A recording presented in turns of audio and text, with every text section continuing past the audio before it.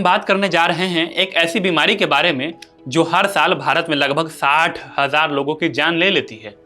यह बीमारी धीरे धीरे फेफड़ों की ताकत को छीन लेती है और शरीर को अंदर से इतना कमज़ोर कर देती है कि मरीज को इसका एहसास भी काफ़ी देर से होता है। हम बात कर रहे हैं फेफड़ों के कैंसर यानी लंग कैंसर की, जो भारत में तेज़ी से एक बड़ा खतरा बनता जा रहा है। ICMR के अनुसार साल 2025 में जहां फेफड़ों के कैंसर के मामले करीब 63,807 थे, वो मामले अब जो बढ़ करके 2025 में 81,219 तक पहुंच गई है। यह स्थिति बताती है कि बीमारी किस तेजी से फैल रही है और हमें इससे कितना सतर्क रहने की ज़रूरत है। फेफड़ों के कैंसर की इतने ज़्यादा बढ़ने की सबसे बड़ी वजह है स्मोकिंग। भारत में लगभग 10 करोड़ वयस्क यानी 18 साल से ज़्यादा उम्र के लोग स्मोकिंग करते हैं और इसी कारण देश में कैंसर के सबसे अधिक मामले स्मोकिंग से जुड़े मिलते हैं। करीब 85 से 90% लंग कैंसर के केस सिर्फ सिगरेट, बीड़ी या तंबाकू सेवन से जुड़े पाए जाते हैं। हालांकि सिर्फ स्मोकिंग ही इसका कारण नहीं है। आज हमारे शहरों की हवा तेज़ी से खराब हो रही है, खासतौर से दिल्ली और मुंबई की। धूल, धुआं, कार के धुएं और फैक्ट्रियों से निकलने वाला प्रदूषण भी फेफड़ों को लगातार नुकसान पहुंचाता है। यही कारण है कि स्मोक ना करने वाले लोगों में भी इस बीमारी का खतरा बढ़ता जा रहा है।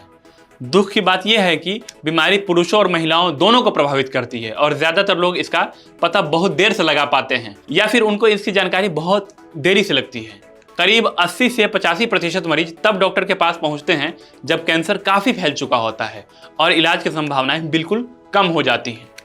फेफड़ों के कैंसर की पहचान इतनी देर से होने की सबसे बड़ी वजह यह है कि इसके शुरुआती लक्षण आमतौर पर हल्की बीमारी की तरह दिखाई देते हैं और लोग उन्हें नज़रअंदाज कर देते हैं। कई लोगों को लगता है कि मौसम बदल रहा है इसलिए खांसी आ रही है, लेकिन अगर खांसी लगातार 3 से 4 हफ्तों तक बनी रहे, आवाज़ खुरदुरी हो जाए या खांसी में खून या जंग जैसा बलगम आने लगे तो यह फेफड़ों में किसी गंभीर समस्या का संकेत हो सकता है।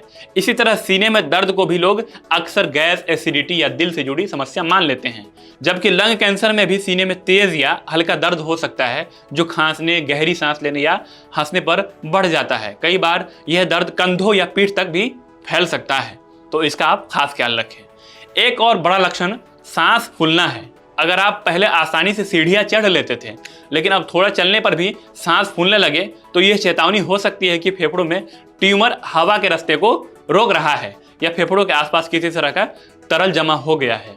बिना वजह वजन कम होना भी एक गंभीर संकेत है। जो लोग लंग कैंसर से जूझते हैं उनमें अचानक वजन कम होने लगता है, भूख कम हो जाती है और थकान बढ़ती जाती है।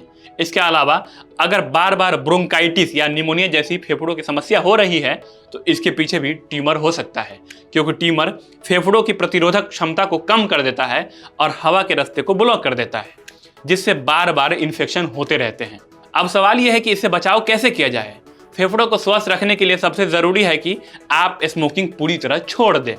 यह आपके शरीर पर किया जाने वाला सबसे बड़ा और सकारात्मक निवेश होगा। घर से बाहर निकलते ही सही समय पर मास्क पहनना बेहद ज़रूरी है, खासकर उन लोगों के लिए जो प्रदूषण भरे शहरों में रहते हैं जैसे दिल्ली, मुंबई, हैदराबाद। रोज़ाना हल्की और आसान ब्रीदिंग एक्सरसाइज करने से फेफड़ों की मांसपेशियों को मजबूती मिलती है और उनकी क्षमता बढ़ती है। साथ ही 30 की उम्र के बाद हर व्यक्ति को समय समय पर फेफड़ों की जाँच कराती रहनी चाहिए।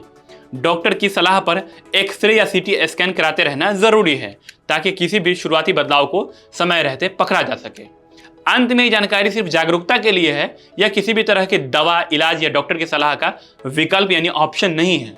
अगर आपके अंदर इनमें से कोई भी लक्षण दिखाई दे रहा है या दिखाई दे तो आप तुरंत डॉक्टर से संपर्क करें।